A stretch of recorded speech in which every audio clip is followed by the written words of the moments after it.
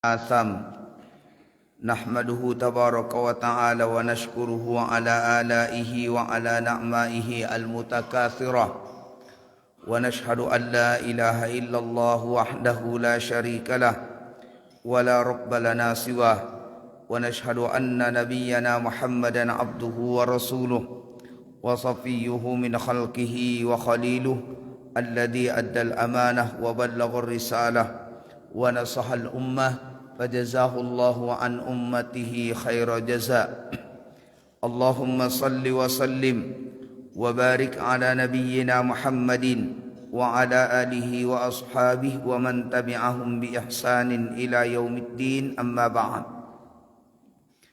فقال الله تبارك وتعالى في كتابه القرآن الكريم أعوذ بالله من الشيطان الرجيم من أمزه ونفخه ونفثه بسم الله الرحمن الرحيم وكم أهلكنا قبلهم من قرن هم أحسن أثاثا ورئيا كل من كان في الضلالة فليمدد له الرحمن مدا حتى إذا رأوا ما يوعدون إما العذاب وإما الساعة فسيعلمون من هو شر مكانا وأضعف جندا. Hadirin wal hadirat, bapak-bapak dan ibu-ibu sidang jamaah salat subuh rahimani wa rahimakumullah.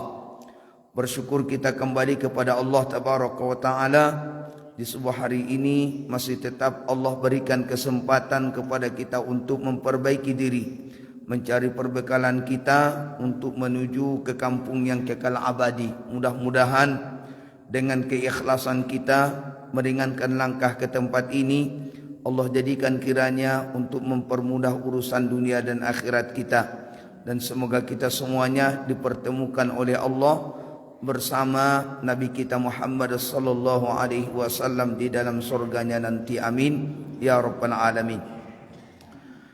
Kemudian Bapak dan Ibu, tak bosan-bosan kita mengucapkan salawat dan salam untuk Nabi kita Muhammad sallallahu alaihi wasallam dengan ucapan Allahumma salli wa sallim wa barik ala nabiyyina Muhammad wa ala ali Muhammad. Ya Allah, curahkan salawat dan salam kami kepada Nabi kami Muhammad sallallahu alaihi wasallam dan kepada keluarga dan para sahabat Nabi kami Muhammad sallallahu alaihi wasallam. Semoga dengan ucapan salawat dan salam kita tersebut, harapan kita kepada Allah di hari kiamat nanti kita semua mendapatkan syafaatul uzma dari Rasulullah sallallahu alaihi wasallam. Amin ya rabbal alamin. Hadirin wal hadirat, bapak-bapak dan ibu-ibu sidang jamaah salat subuh rahimani wa rahimakumullah. Kembali kita melanjutkan kajian seputar tentang masalah asyaratun al-qawaidu fi mas'alatil halali wal haram. Ada 10 kaedah memahami perkara halal dan haram. Ini pertemuan kita yang ketiga kali tentang masalah kaedah memahami halal dan haram. Masih ingat Bapak dan Ibu apa itu kaedah? Kaedah itu apa? Cara atau prinsip atau metode bisa, atau undang-undang. Banyak arti kaedah kok. Jadi kaedah itu artinya cara atau prinsip atau peraturan atau undang-undang. Itu kaedah. Kalau halal, halal itu apa?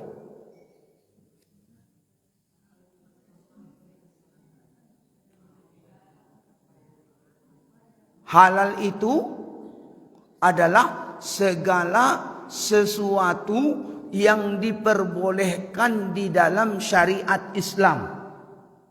Segala sesuatu yang diperbolehkan di dalam syariat Islam. Jadi catatannya Islam. Jadi Yang halal itu bukan menurut kita, tetapi menurut syariat Islam, menurut agama kita apa ba'a. Itu halal. Kalaulah paham kita Bapak dan Ibu yang dimuliakan Allah halal, berarti kebalikannya adalah haram. Haram itu apa? Segala sesuatu yang dilarang di dalam Islam. Berarti kalau kita pahami tentang masalah ini, halal dan haram itu bukan hanya Bapak dan Ibu yang dimuliakan Allah di makanan saja. Ya. Bukan hanya sebatas makanan, tapi di perbuatan pun, di ucapan pun itu bisa berpengaruh tentang masalah halal dan haram. Contoh, kita berikan lagi contoh. Kalau Bapak dan Ibu yang dimuliakan Allah, ada jamaah ibadah haji ataupun ibadah umroh, menunaikan ibadah ke kota Makkah. Biasanya ada ziarah. Ya, ziarahnya itu Bapak dan Ibu 2 hari atau 3 hari setelah sampai di Makkah, di Madinah, itu biasanya ada rute-rutenya. Di antara rute-rute yang untuk ziarah itu adalah kebun kurma. Ya, berhentilah bis-bisnya. Kemudian orang-orang Arab itu pun mengatakan halal, halal, halal, halal, ya jamaah, halal, halal. Datanglah jamaah ini Bapak dan Ibu, ditanya-nya kurma ko dengan berbagai macam kurma, bukan hanya satu macam kurma. Halal, eceknya halal, dimakannya cie. Halal, halal, ecek panggalih ko, dimakannya balik. Painnya ke situ. Halal, halal, makannya balik. Sesudah itu Bapak dan Ibu yang dimuliakan Allah, lah kanyang pariknya. Tidak jadi membali.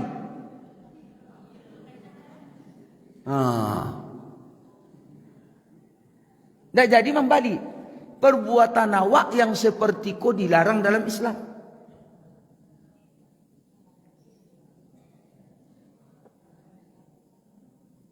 Kalau awak ingin mau mencicipi, apalagi rasa banyak tu, ya, berpindah-pindah kurma tu Bapak dan Ibu ada 5 macam. Berbeda-beda loh harganya. Ada yang 25 real, ada yang 30 real, bahkan ada yang 50 real. Dicicipinya, kanyang paritnya tidak jadinya membali. Satu, parangai jamaah kok kadang-kadang. Kemudian yang kedua, ada lagi istilah Bapak dan Ibu, jamaah ini ketika membali, lai katujunya barangko, aicetnya ke panggalehko, saya ambil 3 kilo, tapi tolong kasih bonusnya. Minta bonus.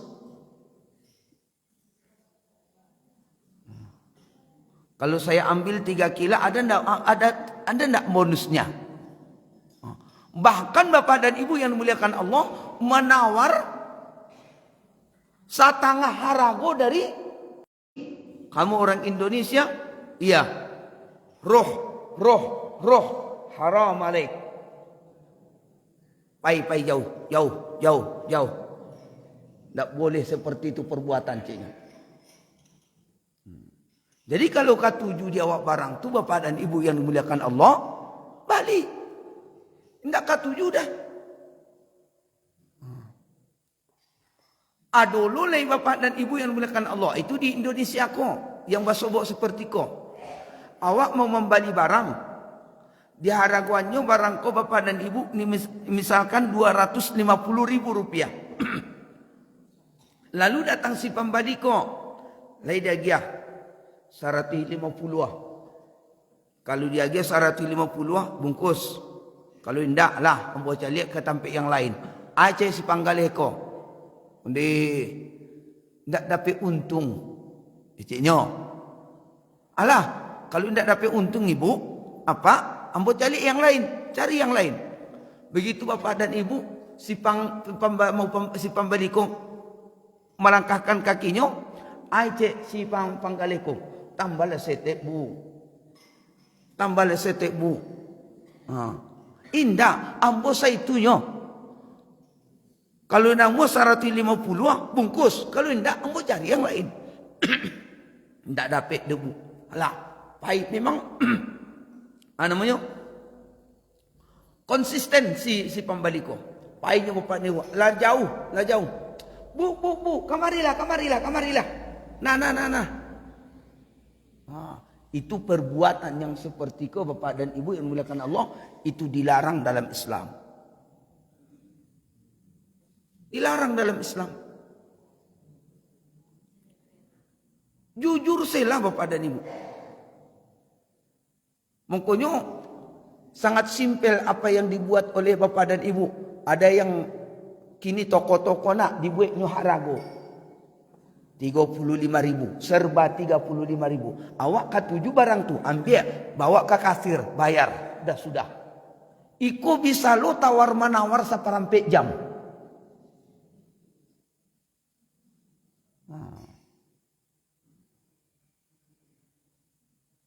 Jadi ku harus awak jago ku bapak dan ibu. Ma'asyiral muslimin, bapak dan ibu hadirin wal hadirat sidang jamaah salat subuh rahimani wa rahimakumullah. Pada pertemuan kita pada minggu yang lalu bapak dan ibu sudah sampai kepada keberapa? Siapa yang punya catatan? Yang keberapa? Kelima. Perkara syubhatnya. Perkara syubhat itu dibagi kepada 3 waktu itu kan. Jadi suatu yang asalnya haram, kemudian timbul keraguan, apakah sifat haramnya sudah hilang atau masih ada. Satu. Yang kedua, suatu yang asalnya halal, kemudian muncul keraguan, apakah sifat halalnya sudah hilang atau masih ada. Kemudian yang ketiga, suatu yang samar antara halal ataupun haram, dan kemungkinan keduanya sangat kuat. Ini sampai di sini bapak dan ibu pada minggu lalu yang pernah kita sampaikan. Untuk yang keenam, al-qawaidu fi mas'alatil halal wal haram kama fi qawlihi tabaraka wa ta'ala fi surah An-Nahl wa fi surah Al-Anbiya. Kaedah perkara masalah halal dan haram sebagaimana yang disebutkan oleh Allah Subhanahu wa taala di dalam surah An-Nahl. Terdapat ayat 43. Kemudian juga terdapat dalam surah dalam surah Al-Anbiya ayat yang ke-7. Dalam surah An-Nahl ayat 43, kemudian dalam surah Al-Anbiya ayat yang ke-7. Bahwa Allah berfirman dalam ayat ini, a'udzubillahi minasyaitonir rajim. Bismillahirrahmanirrahim. Fas'alu ahlal dzikri in kuntum la ta'lamun. Fas'alu ahlal dzikri in kuntum la ta'lamun. Artinya, maka bertanyalah kepada orang yang mempunyai ilmu. In kuntum ta'lamun, jika kalian tidak berilmu. Bertanyalah kalian kepada orang yang berilmu. In kuntum ta'lamun, jika kalian tidak berilmu. Dari ayat ini bapak dan ibu yang dimuliakan Allah Subhanahu wa taala, disebutkan oleh para ulama kita sebagai kaedah tentang masalah halal dan haram. Apa kaedahnya yang keenam? Kebanyakan orang tidak bisa mengetahui kebenaran. Kebanyakan orang tidak bisa mengetahui kebenaran dari perkara syubhat. Kebanyakan orang tidak bisa mengetahui kebenaran dari perkara yang syubhat, maka harus bertanya kepada ulama. Maka harus bertanya kepada ulama. Kita ulang. Kebanyakan orang tidak bisa mengetahui kebenaran dari perkara syubhat, maka harus bertanya kepada ulama. Contoh Bapak dan Ibu. Dulu ada seorang laki-laki melakukan perjalanan. Di tengah perjalanan Bapak dan Ibu yang dimuliakan Allah, ada yang kanai kapalonyo, batu, sampai sehingga Bapak dan Ibu meneteskan, artinya luka kapalonyo, berdarah. Yang laki-laki ko berombongan. Kemudian Bapak dan Ibu yang dimuliakan Allah, karena banyak darah yang keluar, si laki-laki ko istirahat dulu. Istirahat sampai nyota lalu. Di ketika pada saat waktu talalo, si laki-laki yang luka tadi bermimpi, minta maaf, bermimpi dia Bapak dan Ibu berhubungan. Ya? Bermimpi dia berhubungan. Tabang bangun dia Bapak dan Ibu, kemudian kan tidak sah sholat. Kalau dalam keadaan berhadas, dia harus mandi. Kan itu. Nah, akhirnya setelah bangun si laki-laki yang lukoko, lalu Bapak dan Ibu bertanya kepada sama rombongan, sesama rombongannya. Tadi ambo di waktu istirahat tuh bermimpi basah. Bagaimana menurut kalian? Apakah ambo dianjurkan mandi atau diberikan keringanan berwudu saja? Aje kawan-kawannya kok, mandilah. Tidak boleh berwudu mandi baru berwudu.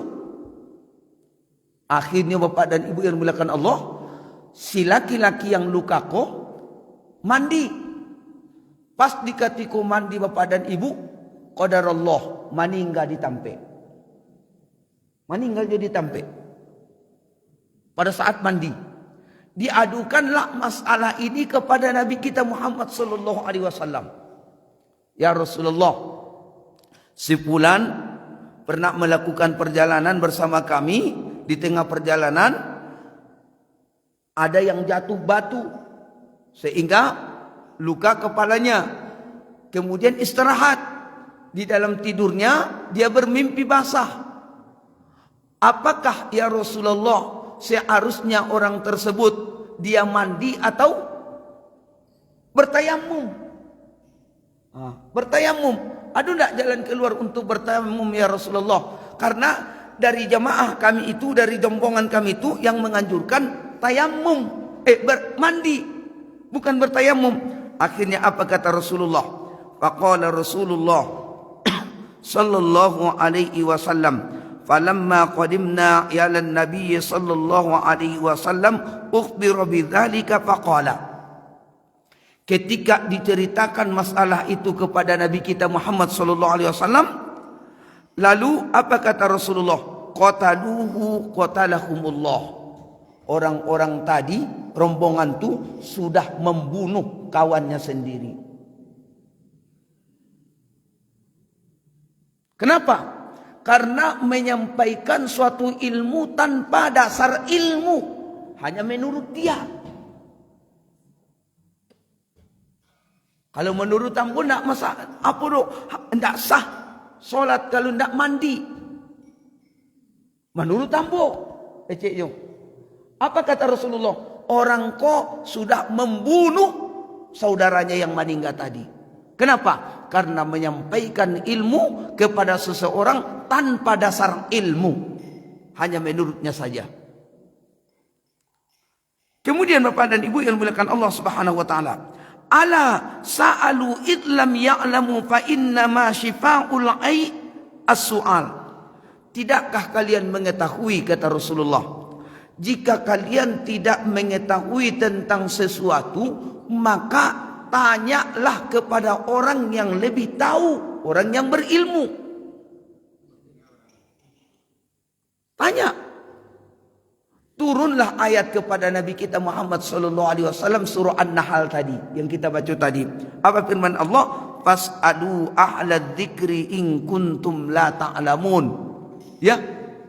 Bertanyalah kepada orang yang berilmu jika kalian tidak berilmu. Berarti masalah boleh dan haram itu Bapak dan Ibu sudah dijelaskan oleh Allah dalam Al-Quran. Sudah dijelaskan. Terpulang kawak leh. Mengkonya tidak boleh awak berbuat sesuka hati awak. Ma'asyiral muslimin, Bapak dan Ibu sidang jamaah, salat subuh rahimani wa rahimakumullah. Wa qala Abdullah ibnu Abbas radhiyallahu anhuma, sahabat Nabi kita yang bernama Abdullah ibnu Abbas, semoga Allah meridai daripada keduanya. Qala, dulu pernah dia berkata, asaba rajulan jaraha fi ahdi Rasulillah. Ada seseorang yang terluka di masa Rasulullah sallallahu alaihi wasallam. Tsumma ikhtalama fa umira bil ightisal. Disuruh si yang kena luka tadi, dia bermimpi mandi basah. Artinya berjunub, junub dia. Fa umiru bil ightisal, disuruhlah orang yang luka itu mandi. Faghtasala, lalu dia pun mandi. Famata, di saat mandi dia meninggal. Meninggal dunia. Fabalagha dzalika Rasulullah sallallahu alaihi wasallam, disampaikanlah perkara itu kepada Nabi Muhammad sallallahu alaihi wasallam. Faqala, Rasulullah menjawab, qatalu'u qatalahumullah. Mereka sudah membunuh sahabatnya sendiri, ya, maka Allah akan membunuh mereka. Artinya apa? Allah akan mengutuk ataupun melaknat orang-orang yang menyampaikan suatu ilmu kepada orang lain tanpa didasari ilmu yang benar. Hati-hati itu Pak. Jadi kalau ada satu pertanyaan dari orang, walaupun menurut kita mudah, kalau kita bukan ahlinya, tidak usah jawab. Ada kan orang mengeceh seperti ko, menurut tambo tidak ada, ceknya. Tidak ini yang ditanya.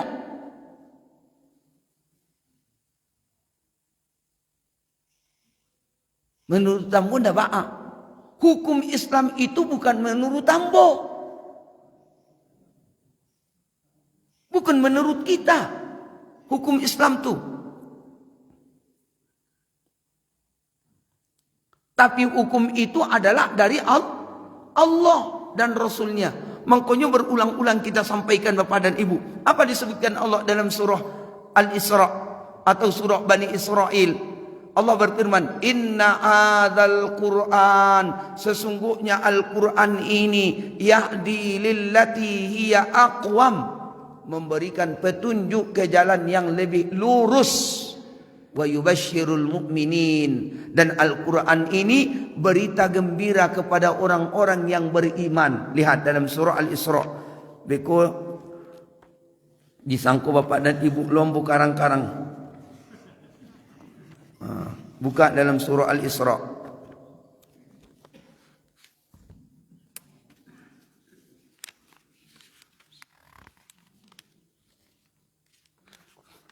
Kadang-kadang ditulisnya surah Bani Israel.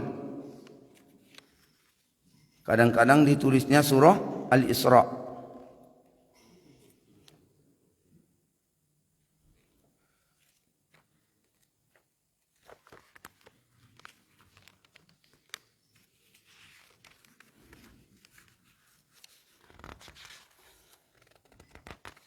Surah yang keberapa? Surah Al-Isra. 17 ya. Ayatnya ayat yang ke-9. A'udzu billahi minasyaitonir rajim. Bismillahirrahmanirrahim. Inna hadzal Qur'an, sesungguhnya Al-Qur'an ini, yahdi lillati hiya aqwam, memberikan petunjuk ke jalan yang lebih lurus. Wa yubasysyirul mu'minin, dan Al-Qur'an ini memberikan kabar gembira kepada orang-orang yang beriman. Alladzina ya'maluna shalihat, yaitu orang-orang yang mau beramal soleh. Apa kabar gembiranya kepada orang-orang yang beriman? Annalahum ajran kabira, bahwa bagi mereka disediakan oleh Allah balasan yang besar, yaitu kebaikan. Bahagia di dunia, bahagia di akhirat. Nah, itulah ajran kabira itu. Tapi dengan syarat, ikuti petunjuk Allah, bukan menurut ambo. Bukan menurut nenek mama awak. Makanya ada istilah di Minang itu luar biasa. Adat basandi syarak, syarak basandi kitabullah. Adat syarak mangato, adat memakai. Rancak, bagus. Tapi kadang-kadang kata-kataku cuma hanya sekedar di mulut, tapi tidak namuah menerapkannya.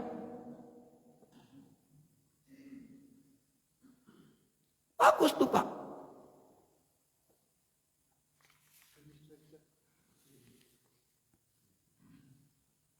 Tadi subuh, kemarin subuh, ketika mengisi pengajian di daerah Samujuo, kajian ambo Bapak dan Ibu, orang tu menarik jo pembahasan kita yang kita sebutkan kok.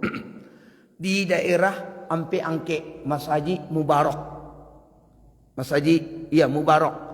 Ampe Angke, Mas Haji Darussalam. Ampe Angke. Ketika sampai kepada pembahasan, ma yuridullahu liyaj'ala 'alaikum min haraj, walakin yuridu liyutahhirakum wa liyutimma ni'matahu 'alaikum wa la'allakum tashkurun. Ketika ambo bacakan ayat ini Bapak dan Ibu yang dimuliakan Allah, lalu ambo berikan contoh. Boleh mencilo, walaupun mencilo itu haram. Orang tercengang. Di mana dasarnya boleh mencilo? Ayat ini menyebutkan mencilo yang seperti apa yang diperbolehkan. Mencilo dalam keadaan darurat. Contoh, seorang istri boleh mencilo piti suaminya.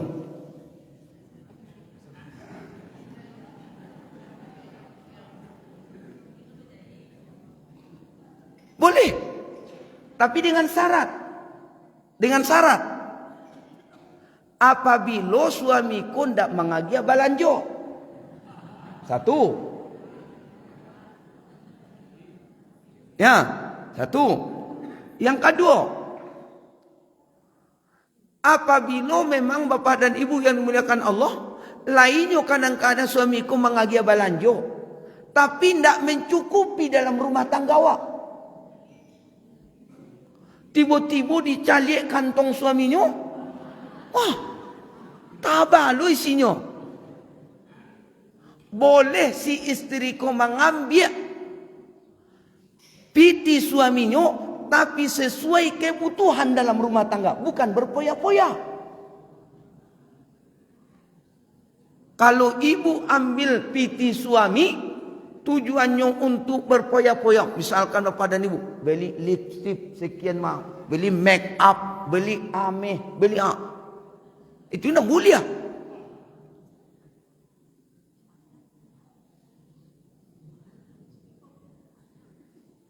Boleh Pak.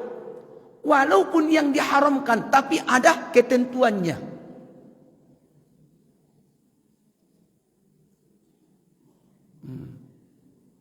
Ada ketentuan.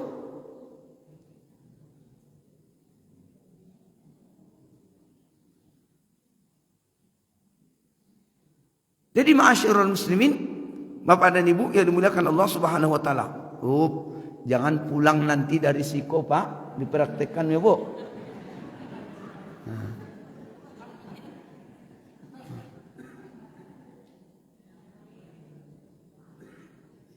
Jadi kita semuanya menyebutkan tentang masalah ini, Bapak dan Ibu, sesuai dengan petunjuk Allah dan Rasulullah yang terdapat dalam Al-Quran dan Sunnah Nabi kita Muhammad sallallahu alaihi wasallam. Inilah indahnya ajaran Islam itu, Bapak dan Ibu. Mencilok boleh, tapi jangan sekedar di situ. Ada syaratnya, dalam keadaan darurah, keterpaksaan, tidak ada jalan yang lain. Silahkan, tapi jangan berlebihan melampaui batas.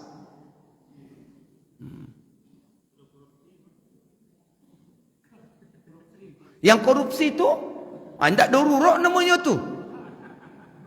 Inyo lah digaji, lah dapat gajiannya. Korupsi sampai ratusan triliun. Penjara 6 tahun 5 bulan. Pancilo ayam. Itu hati-hati. Bolehlah berkuasa menetapkan hukum di dunia kau, tapi tunggu keadilan Allah. Hati-hati.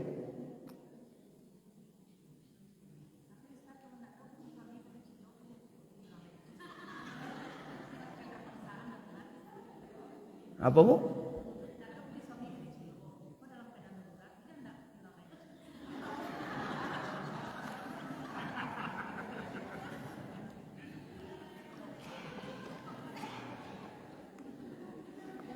Pokoknya pahami sila tadi, Bu. Kalaulah mengarti, Bu, tadi, ya, jadikanlah itu sebagai kaedah. Boleh mencuri harta suami dalam keadaan darurat. Selama ya si suami ko tidak memberikan nafkah. Kalau nyo mengagiah nafkah berlanjut dia haram. Tidak ada darurat di situ dah. Tidak boleh. Jadi ma'asyiral muslimin, Bapak dan Ibu sedang jamaah salat subuh rahimani wa rahimakumullah. Dan ini yang diajarkan oleh Allah tabaraka wa taala yang terdapat dalam surah An-Nahl tadi, kaidah yang ke-6. Kebanyakan orang tidak mengetahui kebenaran dari perkara yang syubhat, ya. Maka harus bertanya kepada ulama. Adulai Bapak dan Ibu, iku banyak kok. Seseorang menjual suatu barang yang belum dibayarnya dengan kontan, lah dijualnya barangku ke orang,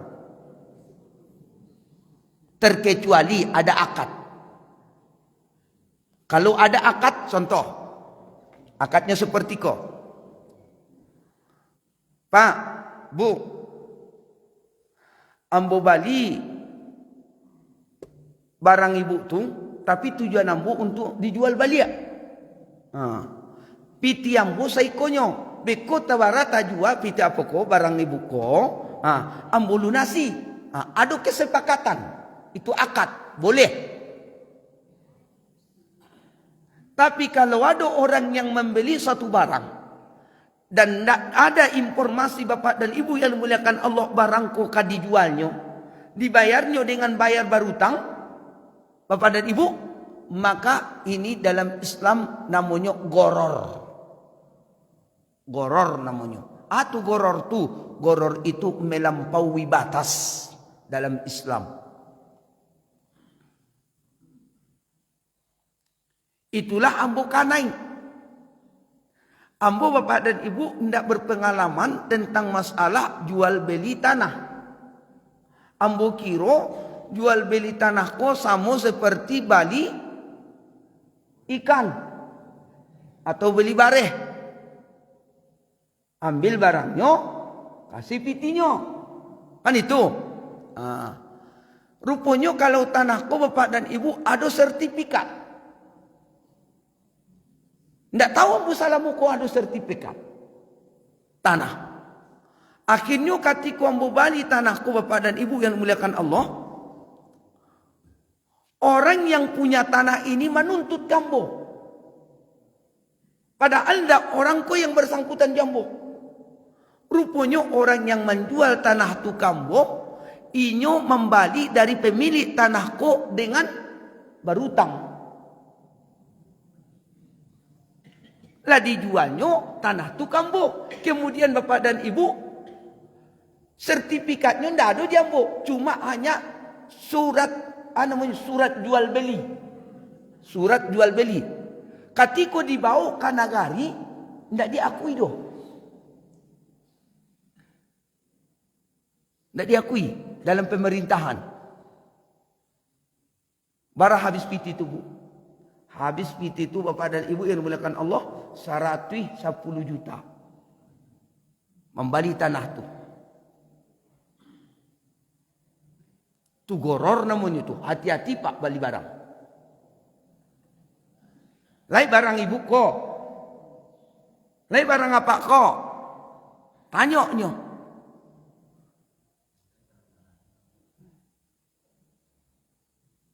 Jadi tidak boleh menjual satu barang yang barang ini ketika beli belum dilunasi.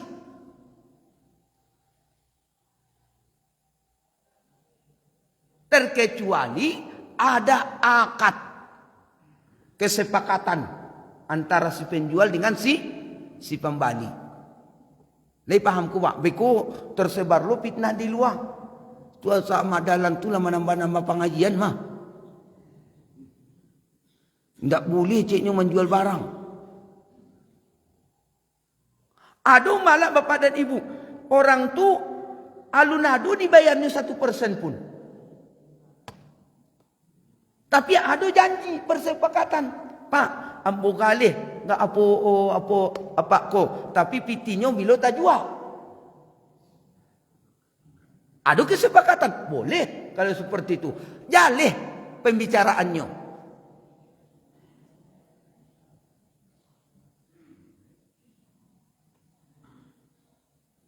Pokoknya hati-hati tu pak.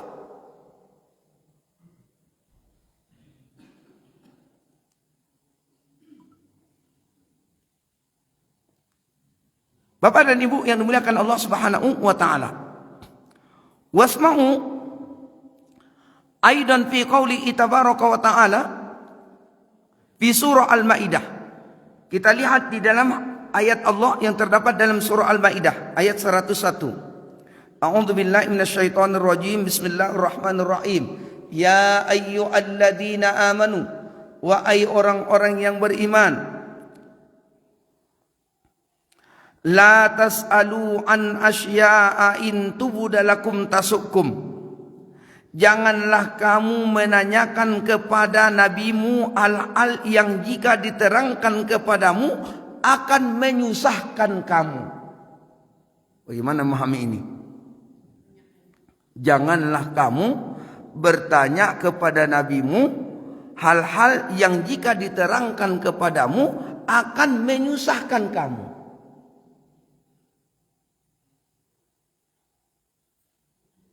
Makanya pada ibu, kalau translate terjemahan seperti ko Al-Quran, tidak akan paham-paham awak seumur hidup.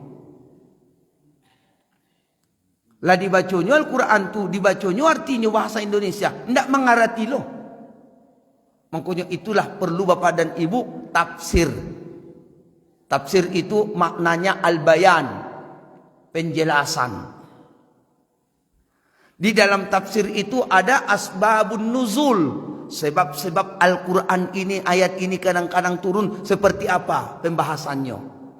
Tapi ingat, bukan seluruh Al-Quran itu mempunyai sebab-sebab turun. Ada beberapa ayat-ayat. Kalau di dalam hadis namanya asbabul wurud. Apa sebab terjadinya hadis ini turun kepada Nabi? Itu kalau dalam hadis. Jadi ma'asyiral muslimin, Bapak dan Ibu yang dimuliakan Allah Subhanahu wa taala. Dari ayat ini menunjukkan juga dari kaidah yang keenam tadi, tidak berlebihan dalam mempertanyakan suatu yang sudah jelas. Kalau sudah dijelaskan oleh guru tu lah paham dia wak, jangan bertanya lain. Sama seperti kisah di masa Nabi Musa. Ketika Nabi Musa menyuruh kaumnya untuk menyembelih sapi. Kan jalih tu. Apa firman Allah dalam Al-Quran? Wa idh qala Musa liqaumihi, ketika Nabi Musa berkata kepada kaumnya, ya qaumi, wahai kaumku, innallaha ya'murukum an tadbahu baqarah, sesungguhnya Allah telah menyuruh kalian supaya menyembelih sapi betina. Kan lah jalih perintah tu. Lah jalih. Tapi mereka bertanya. Apa pertanyaan mereka? Wa idh qala Musa liqaumihi ya qaumi innallaha ya'murukum an tadbahu baqarah qalu atattakhiduna huzwa. Mereka mengatakan, hei Musa, apakah kamu menjadikan kami ini sebagai bahan ejekan? Kamu memperolok-olok kami, wahai Musa ya. Untuk kami menyembelih sapi betina tu. Kemudian dijelaskan oleh Nabi Musa. Batanya lo balik. Musa, sapi yang kami mau beli itu menyembelih apa? Sapi yang kami Allah. Sapi yang kami mau sembelih itu apa warnanya? Jantan atau batino? Liar atau ternak? Kan kalau dipahami Bapak dan Ibu, kalau ada seseorang yang menjelaskan sesuatu, ada perintah, karajuan, tidak usah bertanya. Itu akan lebih mudah daripada Bapak dan Ibu bertanya, akhirnya ketika dijawab akan menjadi menyulitkan pada diri awak mengarajuannya jadinya. Itu tidak boleh Pak. Jangan kita Bapak dan Ibu banyak bertanya kalau penjelasan itulah jaleh. Manga babi itu diharamkan ceknya.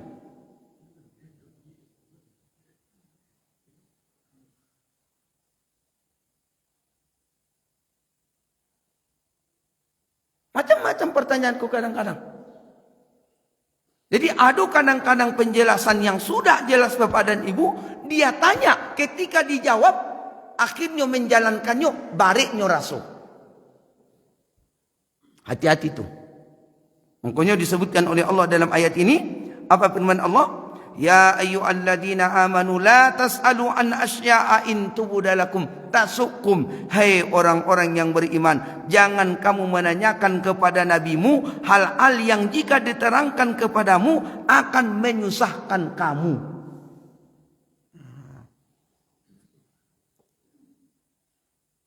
Kalau disuruh awak tentang sesuatu, lah karajuan. Sudah. Cukup. Dilarang awak tentang sesuatu, tinggalkan. Sudah, cukup, selesai. Tidak usah banyak bertanya.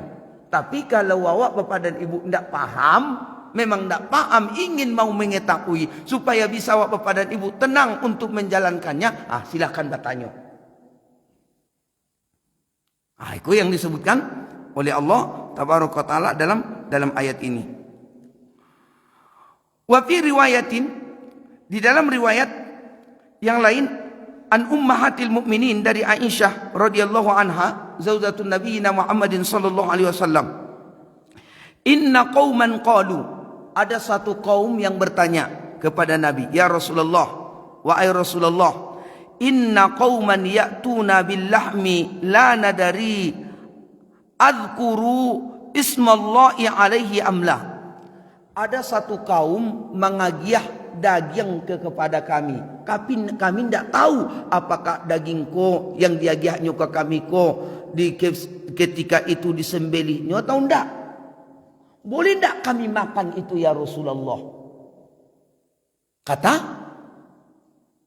sahabat ini kepada Rasulullah. Lalu dijawab oleh Nabi kita Muhammad sallallahu alaihi wasallam. Faqala Rasulullah sallallahu alaihi wasallam, "Sammullahi alaihi wa kuluh." Ucapkanlah bismillahirrahmanirrahim, makanlah.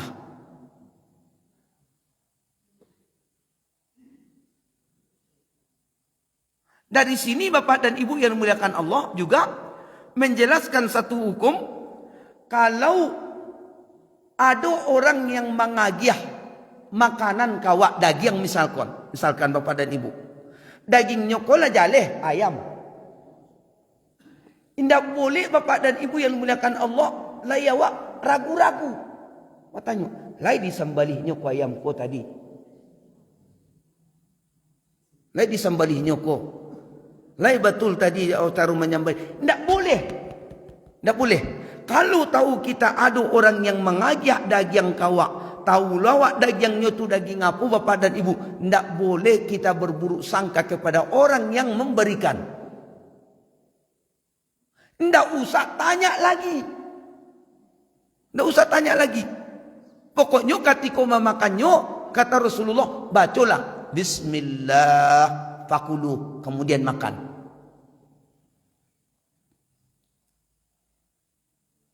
Kok kadang-kadang ada dulu Bapak dan Ibu, ibu-ibu kok kadang-kadang ketika pergi ke pasar, kamu beli ayam, ragunya,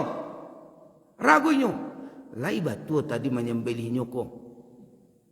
Ini masih tetap membeli, maka hukum membeli sesuatu barang yang ada keraguan-raguan itu Bapak dan Ibu tidak diperbolehkan dalam Islam. Tidak boleh. Jangan beli barang kalau awak masih ragu-ragu. Itu kaedah. Awak membeli barang itu Bapak dan Ibu, ketika hati jiwa awak lah tanang. Tidak ada lagi buru sangka di situ. Balilah. Tapi kalau ragu-ragu, awak makan jual, berarti Bapak dan Ibu di sini kadai tentang masalah kaedah kok. Tidak boleh. Nah, ini sudah menunjukkan jam 6:26. Belum bisa kita tuntaskan Pak, Bu. Masih ada berapa lagi kok? Ampe lain. Jadi hanya seperti ke Bapak dan Ibu yang dimuliakan Allah, minta maaf kurang lebih ambo berserah diri mohon ampun kepada Allah dan meminta maaf kepada Bapak dan Ibu yang dimuliakan Allah kalau ada seandainya dari penyampaian yang 3 kali pertemuan tentang masalah ya yang kurang mengena Bapak dan Ibu yang dimuliakan Allah. Tapi ingat, tolong jangan berburuk sangka terhadap pengajian kemudian kalau ada keraguan-raguan tanya kepada orang yang lebih berilmu lagi. Ya, kalau salah yang bersampaikan sampaikan kepada guru yang lain, tidak perlu sebutkan nama ambo siap. Ya, ambo mandanga seorang ustaz menyampaikan iku pengajiannya, menurut Islam buya. Seperti itu. Tidak usah, Ustaz. Buya, ambo kami undang Ustaz Ahmad Dahlan mengisi pengajian. Tapi salamunya mengisi pengajian tu makin ragu-ragu kami pengajian yang diajarkannya. Itu memfitnah namanya tu. Menggunjang orang. Tak boleh. Tak usah sebutkan nama orangnya, tapi sebutkan ambo pernah mendengar pengajian di satu tampe katanya seperti ko menurut syariat Islam tu buya. Lebat tua tu.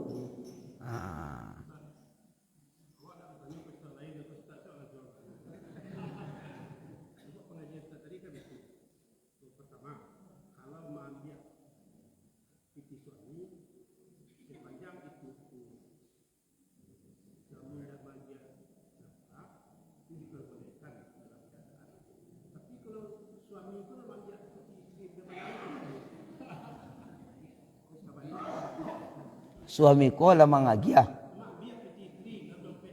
Wup. Suami mengambil piti istri. Wah, hati-hati tu. Pak, hati-hati Pak. Milik istri itu belum milikmu. Hati-hati. Tapi milik si suami itu milik istri. Tapi hati-hati lo tadi, tidak sembarangan. Makanya tidak ada kewajiban bagi istri untuk menafkahi suami. Itu dalam Islam. Yang kewajiban itu suami yang menafkahi istri.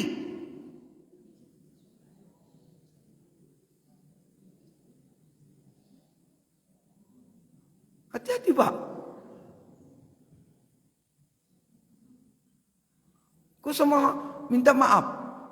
Kadang-kadang suamiku meminta untuk beli rokok pun meminta piti ke istrinya. Itu tidak barakah namanya tuh.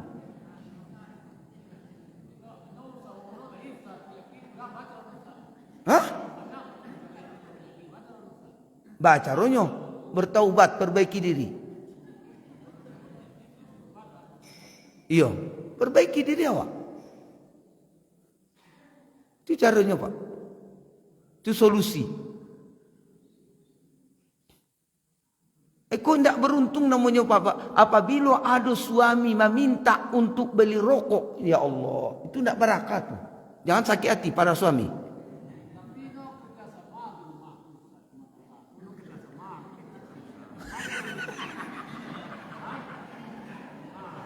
Kerjasama dalam keburukan.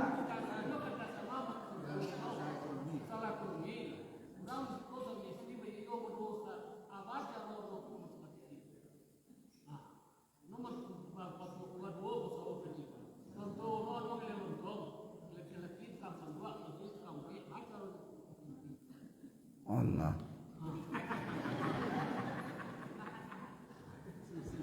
Kalau udah seperti itu Pak,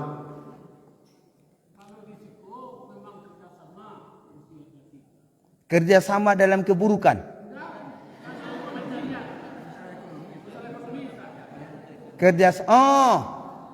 Walaupun bapak dan ibu kerjasama, ya kerjasama suami istri ko, bapak dan ibu yang dimuliakan Allah, tetap ada batasan yang ditetapkan di dalam syariat Islam.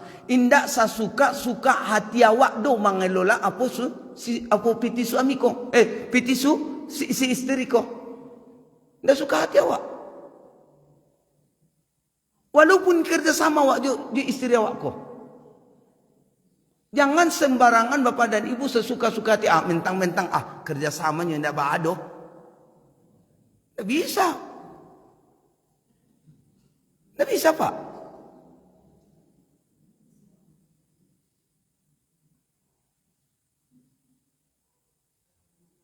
Memang pada umumnya kan kalau di siko, kadang-kadang bapak dan ibu suami istri ko kan karena jauh basamonyo, sama-sama manggale, sama-sama kapara.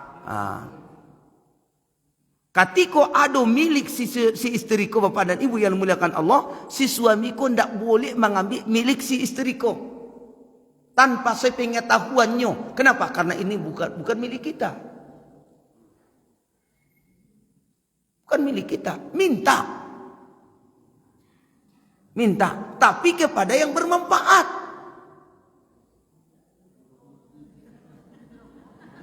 Itu caranya.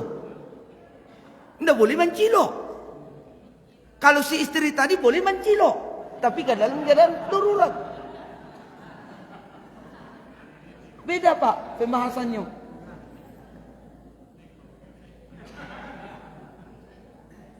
Ya, tidak pulang ambo beko ke Padang Panjang. Nah, sudah tuh. Kita cukupkan sampai di sini kepada ibu. Wa jazakumullah ala husni qalbikum. Di mau antara anak le bu. Atau bu.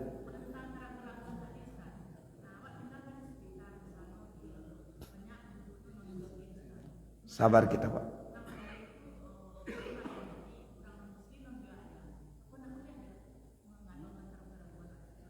Siapa yang menggalih kau?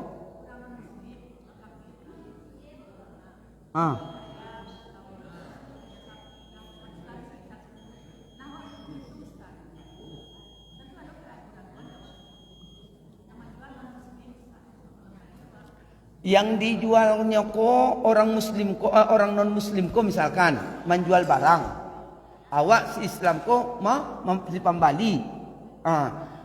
Salamu bapak dan ibu yang muliakan Allah, barang yang dijual oleh non muslim ini, ya non muslim ini tidak misalkan daging, ya walaupun daging ayam, ndak usah balik kalau untuk di situ. Salamu dari itu entah balik gulo atau balik namanya balik bareh, silakan. Tapi walaupun diperbolehkan, ini dia, walaupun diperbolehkan, lebih diprioritaskan kepada sama-sama muslim, sama-sama muslim, ya. Jadi tidak boleh ada keraguan-raguan walaupun non-muslim selama barang yang dijualnya itu tidak bertentangan dari syariat Islam. Tapi ingat tadi garis bawahnya, tetap dianjurkan orang muslim jual beli sesama muslim. Karena memang dulu Nabi kita Muhammad SAW pernah beliau bertransaksi dengan orang Yahudi. Membeli gandum dengan cara berutang, pagang gadai. Makanya ada sampai kini istilahnya pagang gadai. Ba'acarnya pagang gadai Rasulullah meninggalkan baju besinya kepada laki-laki orang Yahudi yang menggalih gandum kok. Kemudian bapak dan ibu, Rasulullah mengutang gandum. Bila beko tapat atau kepulangkan dari Rasulullah, baru baju besi itu dikembalikan lagi kepada Rasulullah. Itu namanya pagang gadai.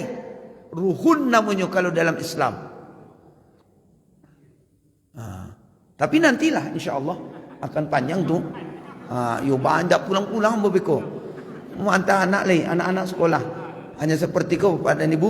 Mudah-mudahan bermanfaat. Wa jazakumullah ala istima'ikum wa ala husni qalbikum wa sallallahu ala nabiyyina Muhammadin wa ala alihi wa sahbihi ajma'in. Assalamualaikum warahmatullahi wabarakatuh.